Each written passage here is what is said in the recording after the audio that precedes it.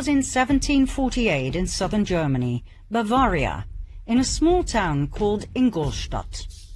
A boy was born. His name was Johann Adam Waiszop.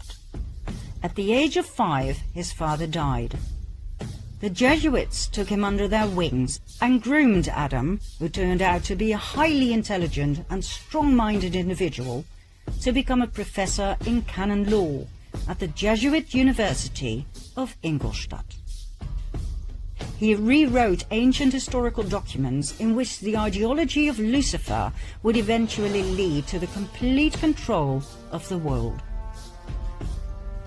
In 1773, a secret meeting took place between Meyer Amschel Rothschild and a select group of 12 elite Khazarian bankers and businessmen. Remember Rothschild, key player in our first storyline? The excessively wealthy and powerful Ashkenazi Khazarian banker from Frankfurt? Well, Rothschild proposed to join forces and riches with the purpose of world dominance. He had set his eye on Adam Waiszop, who would be perfect to implement their plans in practice and run their organization. And so, on May the 1st, 1776, Adam Waiszop founded the Bund der Perfektibilisten, the Order of the Perfectionists, later to be called the Order of the Illuminati. It was the fusion of the financial empire of the Rothschilds and the wealth and power of the military order of the Jesuits. Their goal? The creation of a world government and world dominance.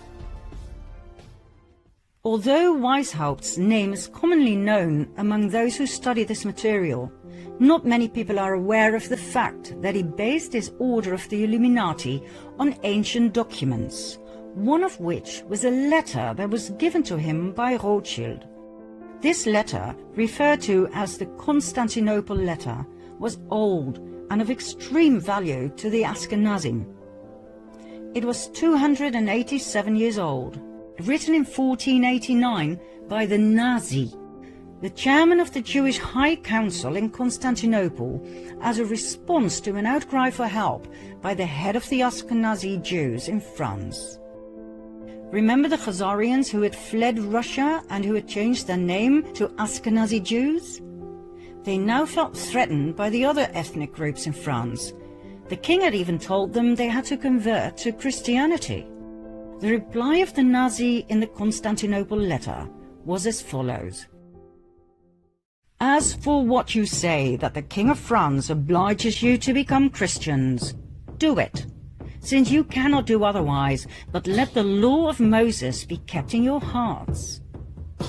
As for what you say about the demand to despoil you of your goods, make your sons merchants, that little by little they may despoil the Christians of theirs.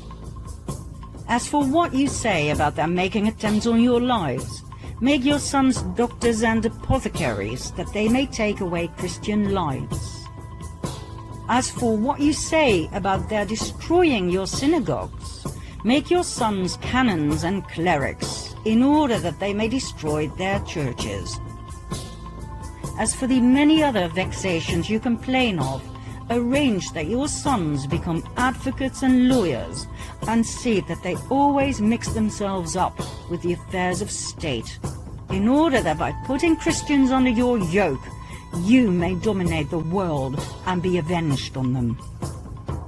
Do not swerve from this order we give you, for you will find by experience that, humiliated as you are now, you will reach the actuality of power. In other words, they were told to fake a make-believe conversion and to infiltrate every aspect of society: commerce, medicine, religion, and legislation, with the sole purpose of revenge and destruction. How Khazarian! Adam Waiszop founded the Order of the Illuminati in 1776, financed by the Rothschilds, based on this letter, that, by the way, was based on an even older document, more about which in part 4. 1 year later, in 1777, Wajshaupt joined the Grand Orient Masonic Lodge. He made over 2,000 Jesuits head of the many lodges across the world, thus establishing a massive empire of power in which the Jesuit order was the spider in the web. Wajshaupt then officially left the Jesuit order so that no suspicion would ever be drawn to the involvement of the Roman Catholic Church and the Jesuit Council in the illustrious plans of the Illuminati. The Rothschilds used their riches to finance wars, as they had found out that by financing both sides of each and every war, they would always win financially. They knew no scruples, no mercy. The alliance of the Luciferian Khazars and the Jesuit order had only just begun. Their goals? Personal gain, wealth and power. The submission of the royal families. The annihilation of the infidels. Protestants, Calvinists, atheists, Muslims, Jews, in other words, the destruction of all religions except the Roman Catholic faith. The destruction of all governments, world dominance of the Pope, and revenge. Revenge on each and every one who had ever betrayed them. Revenge on Russia, first and foremost, the country that had expelled the Khazars. But not only that. Remember the vengeance of the Jesuits on the Pope, who had betrayed them? Well, they weren't done just yet. For the European kings of France, Spain, England, Austria, and so on, who had banned the Jesuit order, were about to have a taste of their wrath.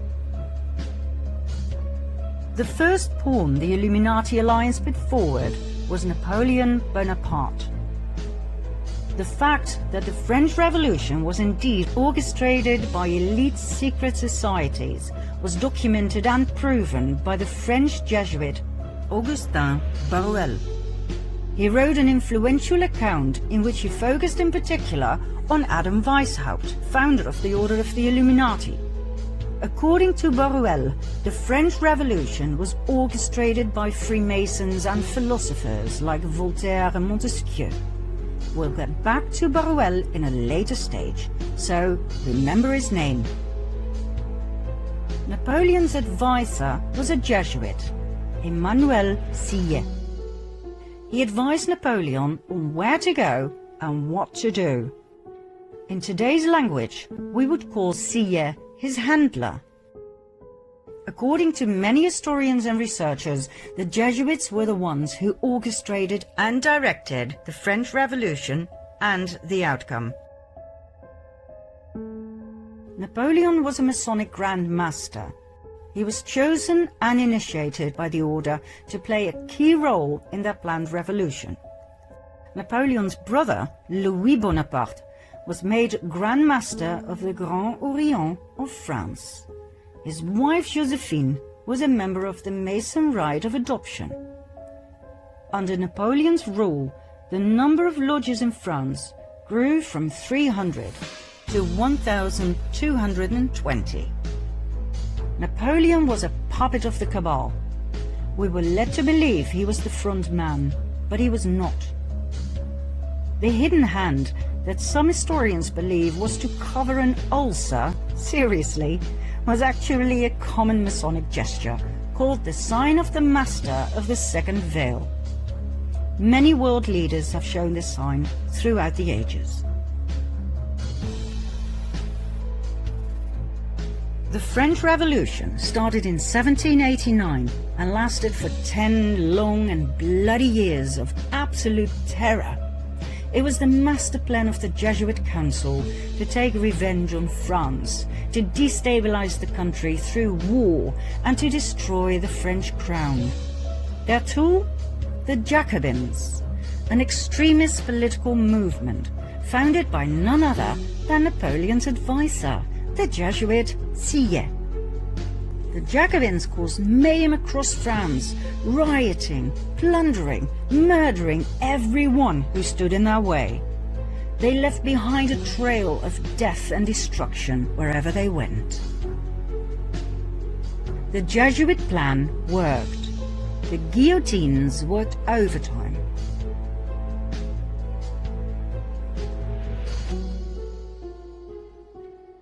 The Jesuit order is the most dangerous of all orders. It has caused more harm than all other orders.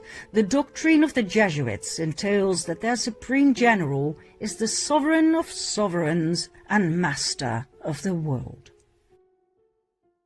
After the French Revolution had ended, the Napoleonic Wars started. They caused even more instability and destruction, not only to France, but to the many countries Napoleon invaded: Austria, Russia, England, Prussia, Portugal, and Spain, where the royal family was kicked out and Napoleon's older brother was put on the throne. Each and every country that had once banned the Jesuit order and the Khazarian Ashkenazi Jews was now in ruins. This was one of the order's most dominant passions: revenge. During the Napoleonic Wars, the Illuminati alliance deployed their most successful strategy. They financed both the French and the English army. It simply didn't matter who won. War was an absolute revenue model. It was the Duke of Wellington who fought Napoleon and who defeated him at the Battle of Waterloo in 1815. Nathan Rothschild, a brilliant and ruthless businessman, had his spies at Waterloo, and he had a private courier system, as he knew that fast communication was vital in business. When it was clear that Napoleon had been defeated, the message was immediately sent to Rothschild, who received the news 2 days prior to anyone else. He then made a brilliant move at the London Stock Exchange. Instead of buying English bonds, the gilts, he sold those he had. The other traders noticed and drew the erroneous conclusion that Napoleon must have won the war. They immediately sold their bonds as well, causing the gilt price to drop dramatically. That was the moment Rothschild made his move.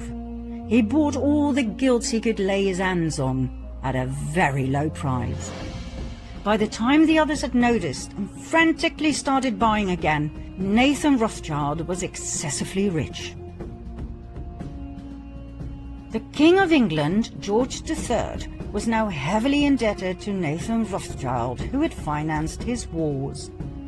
Not only had the king to pay back his debts, he had to pay interest on top of it. He was now in the pocket of the Rothschilds. I care not what puppet is placed on the throne of England to rule the empire.